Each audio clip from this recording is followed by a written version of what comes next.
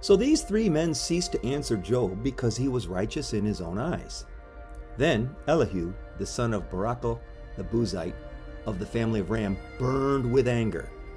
He burned with anger at Job because he justified himself rather than God. He burned with anger also at Job's three friends because they had found no answer, although they had declared Job to be in the wrong.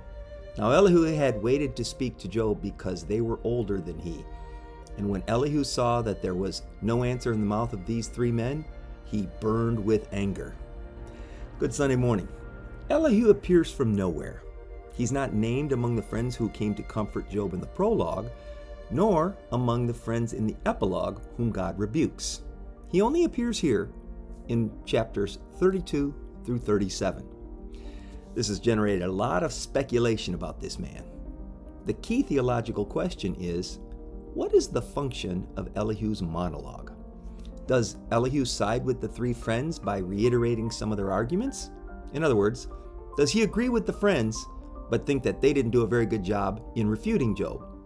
Viewed this way, Elihu is another protagonist and he responds to Job's monologue just as the friends who've now given up.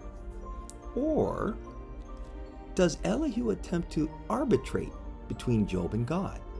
In other words, he prepares us for God's speeches while at the same time he rebukes Job for his overreaching arrogance and self-righteousness. Elihu then appears more of a mediator than a protagonist, even though he does confront Job regarding his excesses. Personally, I think it's kind of a mixture of the two. Elihu is introduced in chapter 32 as a young man who thinks he can do better than the traditional and aged wisdom of the other three friends. His youth is underscored, and youth usually thinks it can do better. And in fact, Elihu does worse in some ways. His youthful intrusion into the discussion among his elders, in and of itself, is arrogant and angry. His anger is noted 4 times in chapter 32. In this, he seems to side with the friends as he wants to improve their arguments rather than contradict them. When God condemns the words of the friends naming Eliphaz, Bildad, and Zophar in the epilogue, Elihu isn't mentioned.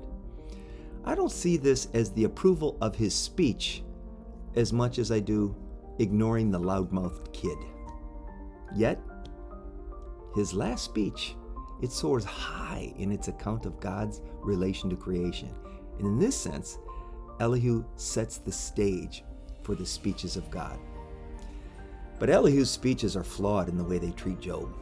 In his youthful arrogance, Elihu is simply full of himself. Elihu claims to speak from an upright heart, and he claims that God could send an angel to teach Job what is upright so that Job might turn and repent and confess of his perverted ways. In essence, Elihu denies Job the very commendation that God gave Job in the prologue.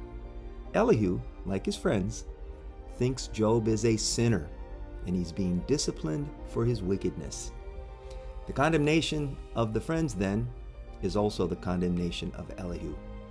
Chapter 34, verses 7 and 8 are a prime example of Elihu's agreement with Zophar, Bildad, and Eliphaz.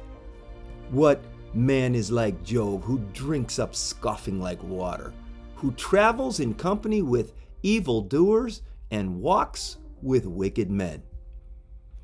Elihu clearly considers Job one of the evildoers, burdened with wickedness, sharing in the life of the godless who afflict the poor. Elihu admonishes Job to repent.